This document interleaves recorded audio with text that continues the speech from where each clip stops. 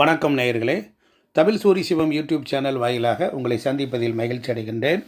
புனிதமான ராம நவமி அன்று நாம் இந்த நாளை கொண்டாடி மகிழ்வோம். எல்லோரும் இன்றைய தினம் ராம் ராம் ராம் ராம் என்று சொல்லுவோம். அது என்ன? ராம் யார்? ராம் என்ற வார்த்தையினுடைய அர்த்தம் என்ன? இதெல்லாம் நாம் தெரிந்து கொண்டால் வாழ்க்கையில் பிறப்பெடுத்த நமக்கு ஒரு முக்தியை கொடுக்கக்கூடிய ஒரு அற்புதமான நாள். இந்த ரா என்றால் பிரபஞ்சம், மா என்றால் எஜமானர் என்று பொருள். நம்முடைய பிராண நாயகன், நாம் சுவாசிக்கின்ற இந்த சுவாசத்திற்கு சொந்தக்காரன் என்று கூட பொருள் எடுத்துக்கொள்ளலாம். அதனால் எல்லா இடத்திலும் நீக்கமர நிறைந்திருக்கிற இறைவனை ஒரு நாளில் கொண்டு வந்து வணங்க வேண்டுமானால் அந்த இறைவன் என்று சொல்லக்கூடியவன் விண்ணிலிருந்து மண்ணில் இறங்கி வந்து மனித சட்டையை தாங்கிய நாள். அவர் எல்லாம் அறிந்தவர், எல்லாம் தெரிந்தவர், அனைத்தையும் கொண்டவர். ஆனால் கடவுளாக இருந்தாலும் ஒரு சராசரி மனிதனாக இந்த பூமியில் வந்து பிறந்து மனிதர்கள் எப்படியெல்லாம் வலி, வேதனை, துன்பம், துக்கம், கஷ்டம், ஏமாற்றம், பறிகொடுத்தல், இதுபோன்ற மனிதர்கள் படுகின்ற அத்தனை துர்க்கங்களையும் நன்மை தீமைகளையும் கண்டவர். அப்படிப்பட்ட அந்த ராமரை நாம் கொண்டாடி மகிழ்வோம். இது ஒரு பக்தியினுடைய மேலாகவும் கொண்டாடுவோம். இந்த ராம ஜென்மத்தினுடைய அவதாரமே என்ன என்றால், முனிவர்கள் வேதங்கள் மற்றும் புராணங்களின்படி நீதி குறைந்து அநீதி அதிகரிக்கும் போதெல்லாம் அதாவது இறைவன் அவதாரமாக எடுப்பார். அவதாரம் என்று சொல்லுக்கு மேலிருந்து கீழே இறங்கி வருதல்னு அர்த்தம். அதனால் இலங்கையில் சக்தி வாய்ந்த அசுர மன்னன் ராவணன் 10 தலைகளுடன் பிறந்து பிரம்மாவை திருப்திப்படுத்த கடுமையான தவங்களை செய்தவன். அதனால் அவனுடைய தவ வலிமையை தவறாக பயன்படுத்தினான்.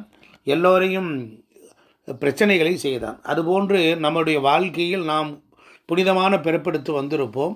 நமக்கு காரணமே இல்லாமல் அக்கம் பக்கம் உள்ளவர்கள், வேலை பார்க்கிற இடத்தில் உள்ளவர்கள், மற்றவர்கள் எல்லாரும் ஏதோ ஒரு வகையில் ராவணனை போன்று 10 பிரச்சனைகள் நம் தலையில் வந்தால் நாம் என்ன செய்வது?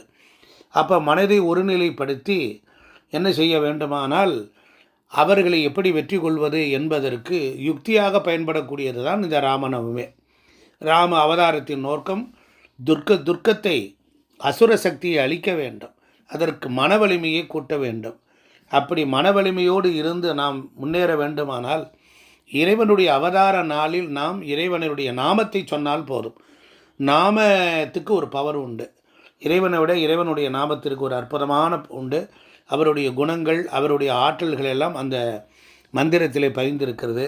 நம்முடைய குடும்பம் ஆரோக்கியமாக இருப்பதற்கும், நல்ல உறவுகள் நம்மளிடத்தில் சேருவதற்கும், நம்முடைய உறவுகள் எல்லாம் மகிழ்ச்சியாக சந்தோஷமாக இருக்கணும் அப்படின்னா நாம் இந்த விழாவை கொண்டாட வேண்டும். அதாவது இந்த உலகத்தில் நாம் எல்லா ஃபங்க்ஷனும் கொண்டாடுவது போல் இந்த தெய்வீக நாமங்களை உச்சரிக்கிற மூலம், அதன் மூலம் பூஜைகள் சடங்குகளை செய்வதன் மூலம் நமக்கு ஒரு மகிழ்ச்சியானது எல்லையற்றதாக இருக்குது.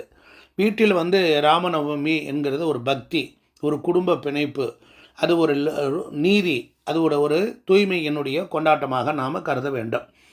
அதனால் நம்ம ஒரு புனிதமான இடத்தை உருவாக்கி வண்ணமயமான தோரணங்கள், ரங்கோலிகள், வடிவமைப்புகள், வீட்டை அலங்கரிக்கிறது, இப்படியெல்லாம் பூஜைக்கு தயாராக வேண்டும்.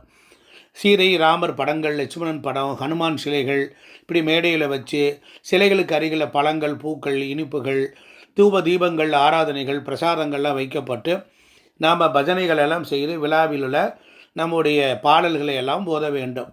குடும்பத்தில் உள்ளவர்கள் எல்லாம் ஒற்றுமையாக இருந்து இந்த விழாவை செய்கின்ற பொழுது இது மிகுந்த மகிழ்ச்சியை கொடுக்கிறது. கோவில்கள்லேயும் கொண்டாட்டங்கள் இருக்கிறது, சமூக அறங்கள்லேயும் கொண்டாட்டங்கள், பஜனைகள் எல்லாம் இருக்கிறது. இப்படி ரத யாத்திரைகள்லாம் இருக்கிறது. அதுபோல் தெருவெங்கும் ஒரு ஆனந்தமயமாக இருக்கிறது. இப்படி எல்லாருக்கும் வந்தவர்களுக்கெல்லாம் உணவு கொடுத்து உபசரித்து நம்முடைய மகிழ்ச்சியை கொண்டாடுவதன் மூலம் நம்மளிடத்தில் இருக்கக்கூடிய தீய சக்திகள் எல்லாம் விலகுகிறது. அதனால் ராமர் பிறந்த இடமான அயோத்தியை நினைத்து கொள்ளலாம். தென்னிந்தியாவிலையும் வட இந்தியாவிலையும் இந்த வழிபாடு ரொம்ப சிறப்பாக இருக்குது. அதனால் சாத்வீக உணவுகள், பருப்பு கலந்த பிரசாதங்களை கொடுக்கலாம். பழங்கள், ஆப்பிள், வாழைப்பழம், மாம்பழம், ஆரஞ்சு போன்ற பழங்களை இறைவனுக்கு நைவேத்தியம் பண்ணலாம். பேரிச்சம்பழம், அத்திப்பழம், திராட்சை, பாதாம் பருப்பு போன்ற சத்தானவற்றைகளையும் நாம் இறைவனுக்கு படைத்துட்டு நமக்கு வந்த உறவுகளுக்கும் கொடுக்கலாம். அதனால் இனிப்பு பிரசாதம் ரொம்ப சிறந்தது. இனிப்பு உணவுகள் நமக்கு ஒரு சந்தோஷத்தையும் மகிழ்ச்சியும் கொடுக்கறது.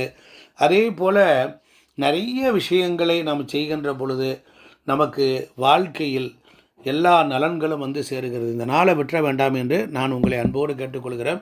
1008 முறை ராம் ராம்னு எழுதி ஆஞ்சநேயர் கோயிலுக்கு மாலையாக சாத்துங்கள். இந்த நாள் முழுவதும் ஆனந்தம், உற்சாகம், எல்லையற்ற மகிழ்ச்சி எல்லாம் கிடைக்கக்கூடிய நாளில் விட்டுவிடாதீருங்க. எவ்வளவோ வேலைக்கு மத்தியில் இருந்தாலும் ராம் ராம் ராம் என்று சொல்லிக்கொண்டே இருங்கள். நன்றி, வணக்கம்.